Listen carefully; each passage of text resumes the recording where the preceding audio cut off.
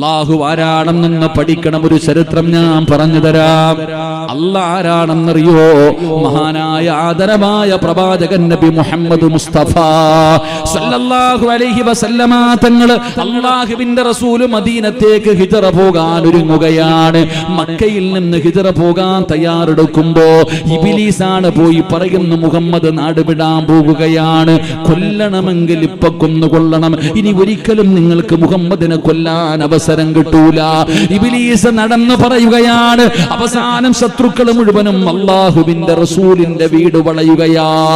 ഓരോ ഗോത്രങ്ങളിൽ നിന്ന് തെരഞ്ഞെടുക്കപ്പെട്ടവർ ഊരിപ്പിടിച്ച വാളുമായിട്ട് അല്ലാഹുവിന്റെ പ്രവാചകൻ സ്വല്ലല്ലാഹു അലൈഹി വസല്ലമ തങ്ങളുടെ വീട് വളഞ്ഞിരിക്കുകയാണ്. അല്ലാഹുവിന്റെ റസൂലിനെ കൊല്ലാൻ. കേൾക്കടാ ചെറുപ്പക്കാരാ, പെങ്ങന്മാരെ, പേടിച്ച് വിറയ്ക്കുന്നവര്, ഇത് അല്ലാഹ് ആരാണെന്ന് നിങ്ങൾക്ക് ഞാൻ പറഞ്ഞു തരാ. അല്ലാഹുവിന്റെ പ്രവാചകന്റെ വീട് മുഴുവനും വളഞ്ഞിരിക്കുമ്പോ അതാ അലിയാര് തങ്ങളും അല്ലാഹുവിന്റെ റസൂലും വീടിനകത്തുണ്ട്. മുത്തുനബി ചോദിക്കുന്നു, അലിയേ, ഞാൻ കിടന്ന സ്ഥലത്ത് നീ കിടക്കുമോ അലിയേ? യാ റസൂലല്ലാഹ്, എന്തിനാ നബിയേ ഞാൻ പേടിക്കുന്നത്? ഞാൻ കിടക്കാൻ നബിയേ, എനിക്കൊരു പേടിയുമില്ല നബിയേ. അലിയാര് തങ്ങൾ അവിടെ കിടക്കാൻ തയ്യാറായി. യാത്രയ്ക്ക് വേണ്ടി തയ്യാറെടുക്കുന്ന അല്ലാഹുവിന്റെ പ്രവാചകന്റെ മുന്നിലേക്ക് അതാ വരുന്ന മുഖറബുൽ അംലാക്ക് മലക്ക് ജിബ്രീൽ അലൈഹിസ്സലാം ഇറങ്ങി വരികയാണ്. റസൂലുള്ളാഹിയോട് പറയുന്നു, നബിയേ, യാത്രയ്ക്ക് വേണ്ടി ഇറങ്ങുമ്പോ ഒരു പിടി മണ്ണ് വാരണം നബിയേ, ഒരു പിടി മണ്ണ് വാരണം നബിയേ. എന്നിട്ട് എന്തോദണമെന്നറിയുമോ? വജഅൽനാ മിൻ ബൈനി ഐദീഹിം സദ്ദാ വമിൻ ഖൽഫിഹിം സദ്ദാ. യാസീൻ ഓതിയാ പോരാ, യാസീൻ ഓതിയാ പോരാ. അല്ലാഹുവിന്റെ പ്രവാചകനോട് പറഞ്ഞു, ഈ ആയത്തോദണം, ഈ ആയത്തോദണം, മണ്ണിലേക്ക് ഊതണം, വാതിൽ തുറക്കണം, നാലു ഭാഗത്തേക്ക് മണ്ണ് വലിച്ചെറിഞ്ഞിട്ട് പോകും നബിയേ. അല്ലാഹുവിന്റെ പ്രവാചകൻ സ്വല്ലല്ലാഹു അലൈഹി വസല്ലമ തങ്ങൾ അവസാനം അവിടെ നിന്ന് വാതിൽ തുറക്കുന്നതിന് മുമ്പ് ഒരു പിടി മണ്ണ് വാരി, വജഅൽനാ മിൻ ബൈനി ഐദീഹിം സദ്ദാ വമിൻ ഖൽഫിഹിം സദ്ദാ. ഈ ആയത്തോതി മണ്ണിലേക്ക് പുതിയിട്ട് വാതിൽ തുറന്നിട്ട് നാലു ഭാഗത്തേക്കും വലിച്ചെറിഞ്ഞു.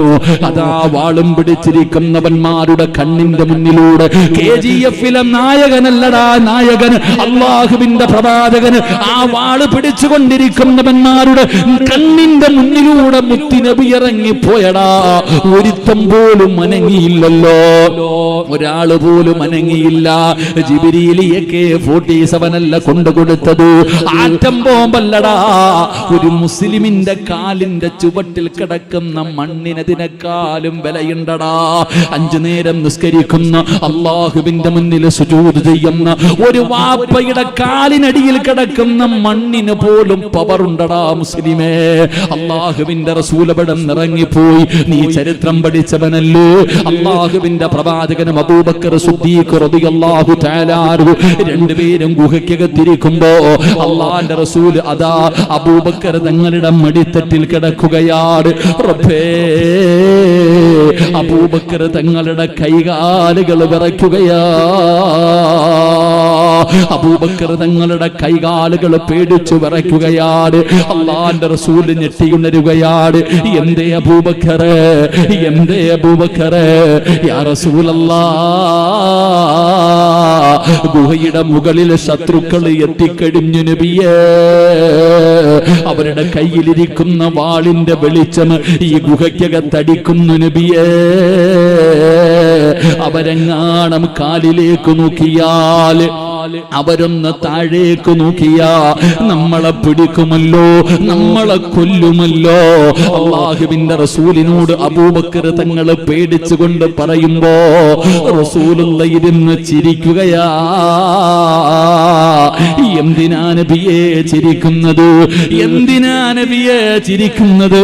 അബൂബക്കറേ, അബൂബക്കറേ, നമ്മൾ രണ്ടുപേരും മാത്രമല്ല, നമ്മൾ രണ്ടുപേരും മാത്രമല്ല, ഖിയാമത്ത് നാൾ വരെ വരുന്ന സർവ്വ മുസ്ലിമിനും പഠിക്കാൻ 1400 കൊല്ലങ്ങൾക്ക് മുമ്പ് മുത്തുനബി പറഞ്ഞു തരുന്ന ഹദീസാ. അബൂബക്കറേ, നമ്മൾ രണ്ടുപേരും മാത്രമല്ല, ഒരാൾ കൂടെ ഇതിനകത്തുണ്ട്. അതാരെന്നറിയോ?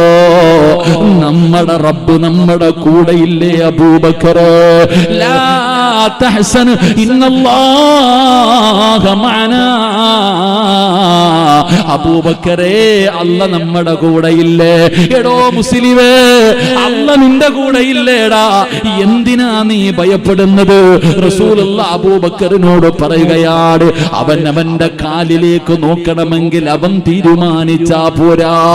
അവന്റെ കാലിലേക്ക് നോക്കാൻ ആ ശത്രു തീരുമാനിച്ചാ പോരാ, അല്ല തീരുമാനിക്കണം അബൂബക്കറേ. അല്ല തീരുമാനിക്കാതെ അവന്റെ കാലിലേക്ക് നോക്കാൻ കഴിയില്ല. നീ എന്തിനാ പേടിക്കുന്നത്? അതുകൊണ്ട് എടോ, ശത്രുവിന്റെ വലിപ്പം കണ്ട് പേടിക്കല്ലേ. ശത്രുവിന്റെ വലിപ്പം കണ്ട് ഒരിക്കലും പേടിക്കരുത്. അങ്ങനെ പേടിക്കുമായിരുന്നെങ്കിൽ ബദരീങ്ങൾ പേടിക്കുമായിരുന്നു. ഒടിഞ്ഞ വാടും മുട്ടിയ വയറും തുരുമ്പിച്ച പരിചയമായി 313 സ്വഹാബത്ത് ആയിരക്കണക്കിന് വരുന്ന ശത്രുക്കളുടെ മുന്നിലേക്ക് ബദറിന്റെ രണാങ്കണത്തിലേക്ക് ഇറങ്ങിപ്പോയത് ആൾബലം കണ്ടിട്ടാണോ? ഇല്ലടോ മുസ്ലിമേ. അല്ലാഹുവിന്റെ റസൂൽ പറയുകയാണ്, മുത്തുനബി പറയുകയാണ്, നിങ്ങൾ ബദരീങ്ങളുടെ ചരിത്രമെടുത്ത് വായിച്ചു നോക്കൂ. അതാ ആയിരക്കണക്കിന് വരുന്ന ശത്രുക്കൾ കണ്ണുകുടിച്ച് ഗാനമേള നടത്തി ഒട്ടകത്തിനെ ചുട്ടതിന് എല്ലാവരും ആസ്വദിച്ചുകൊണ്ട് ആ ബദറിലേക്ക് കടന്നു വരുന്നത്. 700ഓളം ഒട്ടകങ്ങള്, അവരുടെ കയ്യിൽ ആയുധങ്ങള്. ബദരീങ്ങളുടെ ശത്രുക്കൾ അവരായിരുന്നു. അവരിറങ്ങി വരുമ്പോ അല്ലാഹുവിന്റെ റസൂലിന്റെ മുന്നിൽ ഒരു സഹാബി വരികയാ. യാ റസൂലല്ലാഹ്, യുദ്ധത്തിന് വേണ്ടി പോവുകയാണ് നബിയേ. എന്റെ കയ്യിലൊന്നുമില്ല നബിയേ, വാളില്ല, പരിചയില്ല, കുന്തമില്ല, എന്റെ കയ്യിലൊന്നുമില്ല നബിയേ. ഞാൻ ബദറിന്റെ രണാങ്കണത്തിലേക്ക് പോകുകയാണ്. അല്ലാഹുവിന്റെ റസൂലിന്റെ മുന്നിൽ വന്ന് പറയുമ്പോ താഴെ കിടന്ന ഒരു ഈന്തപ്പന മരത്തിന്റെ മടലെടുത്ത് കയ്യിൽ കൊടുത്തടോ. ഈന്തപ്പന മരത്തിന്റെ മടലുണ്ടല്ലോ, ആ മടലെടുത്തിട്ട് അല്ലാഹുവിന്റെ റസൂല് കയ്യിൽ കൊടുത്തു. ഇതുകൊണ്ട് യുദ്ധത്തിന് പോകാൻ ബദറിന്റെ രണാങ്കണത്തിലേക്ക് കടന്നു ചെന്നിട്ടു തന്റെ കയ്യിലിരുന്ന ഈന്തപ്പന മരത്തിന്റെ മുണങ്ങിയ മടലുണ്ടല്ലോ, അത് വീശിയപ്പോ വാളുപോലെ തല പോയെന്ന് ചരിത്രം പറഞ്ഞത് വെറുതെയല്ലടോ. ആ മടലിന് പോലും ബഹമുണ്ടായിരുന്നു, അതിന് പോലും പവർ ഉണ്ടായിരുന്നു. അതുകൊണ്ട് ഞാൻ മുസ്ലിമീങ്ങളോട് ഓർമ്മപ്പെടുത്തുകയാ, അല്ല നമ്മുടെ കൂടെയുണ്ടടോ. അല്ല ഉള്ള കാലത്തോളം ഒരുത്തനും നമ്മളെ തകർക്കാൻ പറ്റൂല. ഇന്ന് വരെ നിങ്ങൾ ഏത് യുദ്ധമെടുക്കൂ, ബദറാകട്ടെ, ഉഹദാകട്ടെ, ഹന്തക്കാകട്ടെ, ഖൈബറാകട്ടെ, തബൂക്കാകട്ടെ, യർമൂക്കാകട്ടെ, ഈ ലോകത്ത് നടന്നിട്ടുള്ള ഏത് യുദ്ധം വേണമെങ്കിലും നിങ്ങൾ എടുത്തു നോക്കിക്കോ, ഭൂരിപക്ഷം ജയിച്ചിട്ടില്ല, ന്യൂനപക്ഷമേ ജയിച്ചിട്ടുള്ളൂ. അതുകൊണ്ട് ശത്രുവിന്റെ വലിപ്പം കൊണ്ട് പേടിക്കല്ലേ. അല്ല ഉണ്ടടോ നമ്മുടെ കൂടെ, അല്ല ഉണ്ടടോ നമ്മുടെ കൂടെ. അതുകൊണ്ട് നമ്മൾ എന്ത് ചെയ്യണമെന്നറിയോ? അല്ലാഹനെ നഷ്ടപ്പെടുത്തല്ലേ. അല്ലാഹുവിന്റെ സഹായം നഷ്ടപ്പെടുത്താതെ 5 നേരം നിസ്കരിച്ചുകൊണ്ട് നന്മകൾ ചെയ്തുകൊണ്ട് പടച്ച റബ്ബിനെ ഭയന്നു ജീവിച്ചാൽ അല്ലാഹു നമ്മളെ സഹായിക്കുമെന്ന് ചരിത്രം പറയുകയാ. അതുകൊണ്ട് ഇവിടെ ഒരുമിച്ച് കൂടിയവരോട് പറയുകയാണ്, അല്ലാഹുവേ, നമുക്ക് കിട്ടുന്ന മൂന്നാമത്തെ പ്രതിഫലം തവക്കൽതു അലല്ലാഹ് എന്ന് പറയുന്ന ഒരു മനുഷ്യൻ അല്ലാഹു തരുന്ന മൂന്നാമത്തെ പ്രതിഫലം എന്തെന്നറിയോ? അവൻ അല്ലാഹുവിന്റെ സഹായം ലഭിക്കുമെന്ന് ആദരവായ പ്രവാചകൻ നബി മുഹമ്മദ് മുസ്തഫ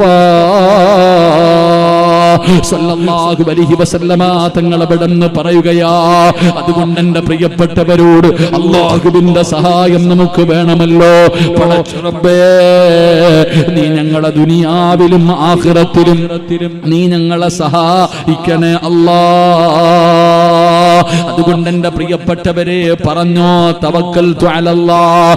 ഏതൊരു വിഷയത്തിലും നീ തവക്കൽതു അലല്ലാഹ് പറ, അല്ലാഹു നിന്നെ സഹായിക്കുമെന്ന് നബി മുഹമ്മദ് മുസ്തഫ സല്ലല്ലാഹു അലൈഹി വസല്ലമ തങ്ങൾ പറയുമ്പോൾ എന്റെ പ്രിയപ്പെട്ടവരെ, നാലാമത്തെ പ്രതിഫലമെന്തെന്നറിയോ? നാലാമത്തെ പ്രതിഫലമെന്താ? നീ ഉദ്ദേശിക്കാത്ത രീതിയിലൂടെ നിനക്ക് അല്ലാഹു റിസ്ക് തരുമെന്ന് നബി മുഹമ്മദ് മുസ്തഫ സല്ലല്ലാഹു അലൈഹി വസല്ലമ തങ്ങൾ പറയുകയാ, നിനക്ക് കഴിക്കാനുള്ള ഭക്ഷണമുണ്ടല്ലോ, എടോ നിനക്കും നിന്റെ കുടുംബത്തിനും കഴിക്കാനുള്ള ഭക്ഷണമുണ്ടല്ലോ, നീ ഉദ്ദേശിക്കാത്ത രീതിയിൽ അല്ലാഹു തരും.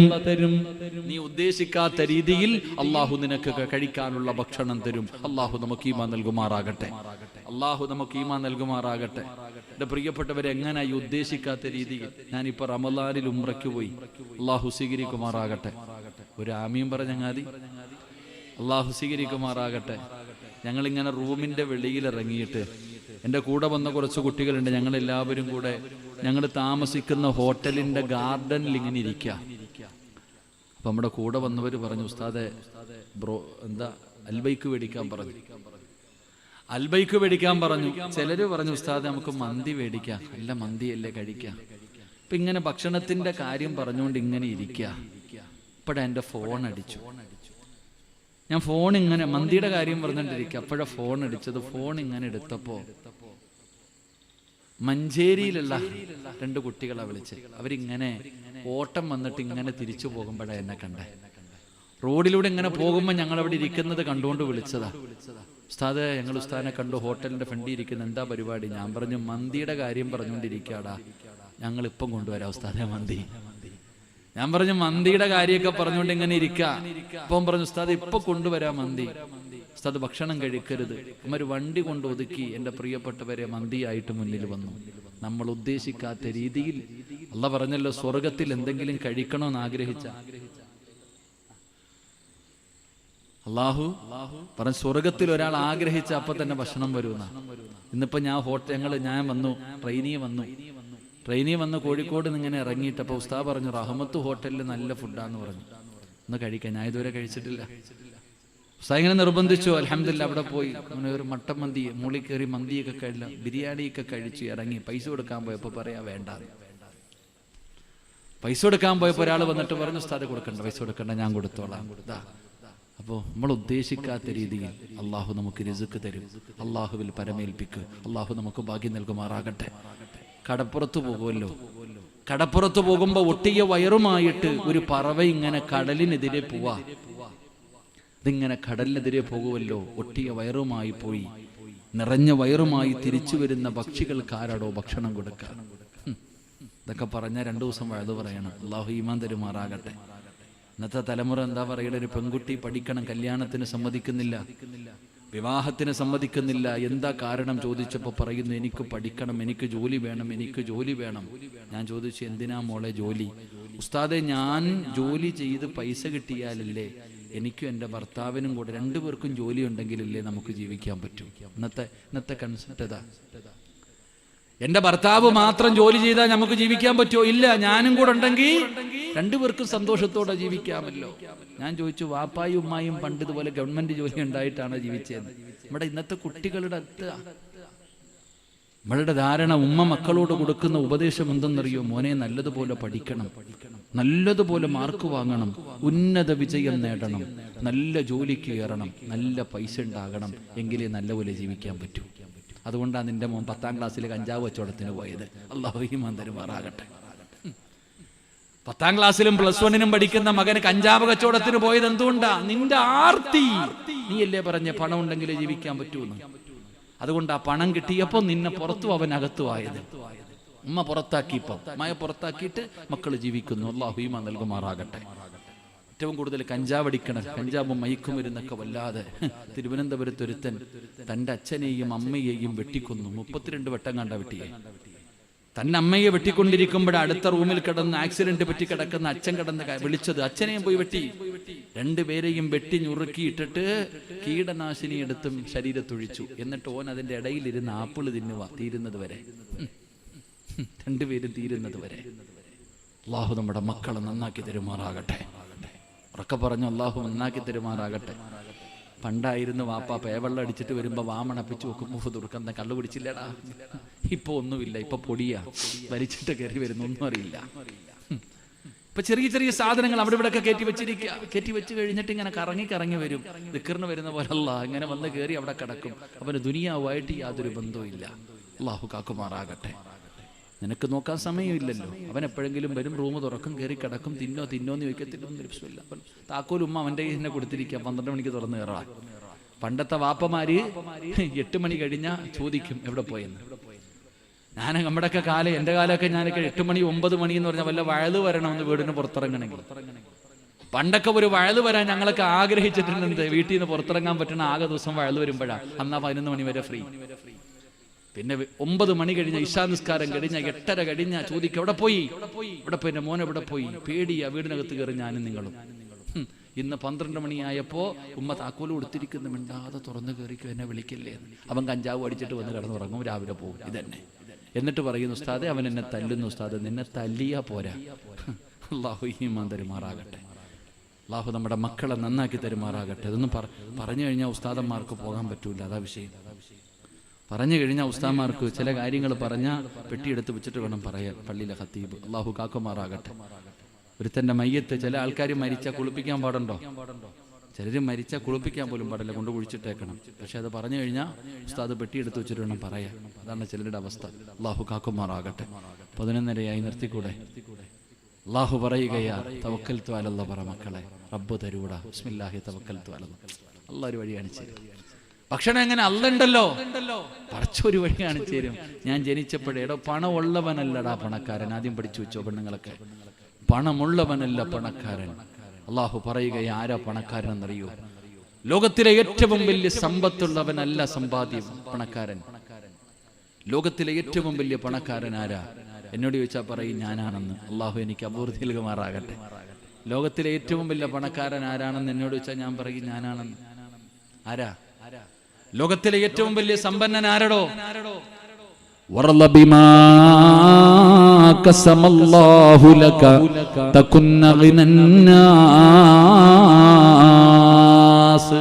ലോകത്തിലെ ഏറ്റവും വലിയ സമ്പന്നൻ അള്ളാഹു കൊടുത്തത് കൊണ്ട് തൃപ്തിപ്പെടാൻ ഒരു മനസ്സ് നിനക്കുണ്ടോ? നീയാടാ ഏറ്റവും വലിയ സമ്പന്നൻ. അള്ളാഹു ഈമാൻ നൽകുമാറാകട്ടെ. ഇന്ത്യയിലെ ഏറ്റവും വലിയ പണക്കാരൻ അംബാനി അല്ലേ? എന്നിട്ട് പോകുമ്പോൾ ആരുന്നില്ല പല സ്ഥലത്തുനിന്ന്. ഒരു തികയുന്നുണ്ടോ? പിന്നെയും വാരി കൂട്ടണമെന്നുള്ള ആർത്തിയല്ലേടോ? എന്നാ നീ തമിഴ്നാട്ടിൽ നിന്ന് ഈ റോഡിൽ കുടിയെടുക്കാമെന്ന് നടക്കണ അണ്ണാച്ചി അണ്ണനെ കണ്ടിട്ടുണ്ടോ ചേട്ടനെ? അവനും അവന്റെ ഭാര്യയും കൂടെ കുടിയെടുക്കും രാവിലെ മുതൽ വൈകുന്നേരം വരെ. 500 600 കിട്ടും, 700 രൂപ കിട്ടും. ഭാര്യയും ഭർത്താവും കൂടെ ശമ്പളവും വാങ്ങിയിട്ട് ഏതെങ്കിലും പൈപ്പിന്റെ ചുവട്ടിലോ പുഴയിലോ പോയി ഒന്ന് കുളിക്കും. എന്നിട്ട് ഇവർ 2 പേരും കൂടെ പടച്ചവനെ ഏതെങ്കിലും ഒരു തട്ടുകടയിൽ കയറി 4 ദോശയും ഒരു ഓംപ്ലേറ്റും ഒരു ബുളുസൈ അടിക്കും. അൽഹംദുലില്ലാഹ്. എന്നിട്ട് പ്രണയ ജോഡികളുടെ കൈയും 2 പേരും കൈ അല്ലാഹു ഉയർത്തി കൊടുക്കുമാറാകട്ടെ. ഉസ്താദിന്റെ ഉറൂസിൽ 28-ാം തീയതി വ്യാഴാഴ്ച രാവിലെ, വെള്ളിയാഴ്ച രാവിലെ ഇൻഷാ അല്ലാഹ് എനിക്ക് വയലുണ്ട്. ഇവിടെ അടുത്തല്ലേ, ഒന്ന് കേൾക്കണം. അള്ളാഹു ബർക്കത്ത് ചെയ്യുമാറാകട്ടെ. ആളെ കൂട്ടിയതല്ല, വേണമെങ്കിൽ വന്ന് പഠിച്ചാൽ മതി, വേറെ ഒന്നുമില്ല. അള്ളാഹു ഈമാൻ നൽകുമാറാകട്ടെ. അപ്പം ഞാൻ പറഞ്ഞത് പടച്ച റബ്ബ് നമുക്ക് റിസ്ക് തരും. അള്ളാഹു നമുക്ക് ഭക്ഷണം തരും. ഏതൊക്കെ രീതിയിൽ നമ്മൾ ഉദ്ദേശിക്കണ്ടോ നമ്മളെ തേടി ഭക്ഷണം വരും. അള്ളാഹു പറയുന്നു ചില നന്മകൾ ചെയ്യടോ, നിനക്ക് മരിക്കുന്ന കാലം വരെ ഞാൻ തരാം ഭക്ഷണം. നീ മരിക്കുന്ന കാലം വരെ നിനക്ക് ഞാൻ ഭക്ഷണം തരാം. അള്ളാഹ് പറഞ്ഞതല്ലേ? അല്ലാഹു പറയുകയാ നിനക്ക് മരിക്കുന്ന കാലം വരെ ഞാൻ തരാം ഭക്ഷണം. നീ എന്തിനാ പേടിക്കണേ? പറഞ്ഞ വാക്കു മാറ്റാൻ അള്ളാഹു രാഷ്ട്രീയക്കാരനല്ല. അള്ളാഹു പറഞ്ഞ വാക്കു പാലിക്കുന്നവനാ. അള്ളാഹു നമുക്ക് ഈമാൻ നൽകുമാറാകട്ടെ. എന്റെ പ്രിയപ്പെട്ട സഹോദരങ്ങൾ, അള്ളാഹു പറയുന്നു നിനക്ക് ഞാൻ തരാം ഭക്ഷണം, നിനക്ക് ഞാൻ തരാം സമ്പത്ത്. എന്ത് ചെയ്യണം? ഞാൻ തന്നത് നീ ചിലവഴിക്ക്. ഞാൻ തന്നത് നീ ചെലവഴിക്കടോ. ഞാൻ നിനക്ക് തന്നത്, ഞാൻ നിനക്ക് തന്നിരിക്കുന്ന സമ്പത്ത് നീ നല്ല കാര്യത്തിന് വേണ്ടി ചെലവഴിക്ക്. കൊടുക്കാൻ എനിക്ക് നിങ്ങൾക്കും മടിയാ. കൊടുക്കാൻ മടി, കാരണം കൊടുത്താ തീർന്നു പോകും. കൊടുത്താ തീർന്നു പോകും. എടോ ചങ്ങാതി, കൊടുത്താ തീരുമായിരുന്നെങ്കിൽ സംസം വെള്ളം തീരണ്ടേ? ആ ചെറിയ കിണർ എത്ര കൊല്ലമായി? മഹാനായ ഇസ്മായിൽ നബി അലൈഹിസ്സലാം കാലിട്ടടിച്ചപ്പോൾ അവിടെ നിന്ന് വന്ന സംസം വെള്ളം അല്ലാഹുവേ എത്ര കോടാനുകോടി കൊല്ലമായടോ. എത്രയോ മനുഷ്യന്മാര് കോരിക്കൊണ്ടുപോകുന്നു, എന്തുകൊണ്ട് തീരുന്നില്ല? കൊടുത്താ തീരണമായിരുന്നെങ്കിൽ സംസം വെള്ളം തീരണമല്ലോ.